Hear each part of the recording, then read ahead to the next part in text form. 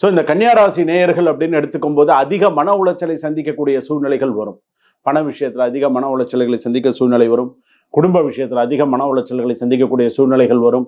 அதே போல நீங்கள் செய்யக்கூடிய ஒவ்வொரு செயல்லையும் ரொம்ப நிதானமும் எச்சரிக்கையும் தேவை.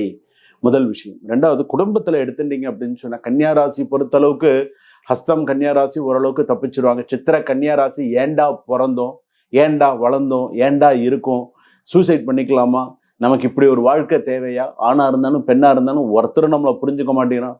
நான் ஒரே ஒரு வார்த்தை கேட்பேன் எப்போதுமே, சித்திர நட்சத்திர கன்னிராசியை பொறுத்தளவுக்கு உனக்கான வாழ்க்கையை நீ வாழ்ந்திருக்கியா? கிடையாது. இன்னைக்கு வரைக்கும் போராடிட்டு தான் இருக்க, இன்னைக்கு வரைக்கும் நீ கஷ்டப்பட்டு தான் இருக்க.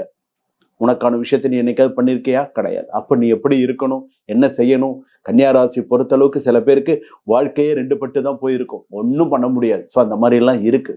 அதுவும் இந்த ஆகஸ்ட் மாதத்தில் எடுத்துன்னு சொன்னால் நிறைய சில பிரச்சனைகளை எல்லாம் சந்திக்கக்கூடிய சூழ்நிலைகள் வரும்.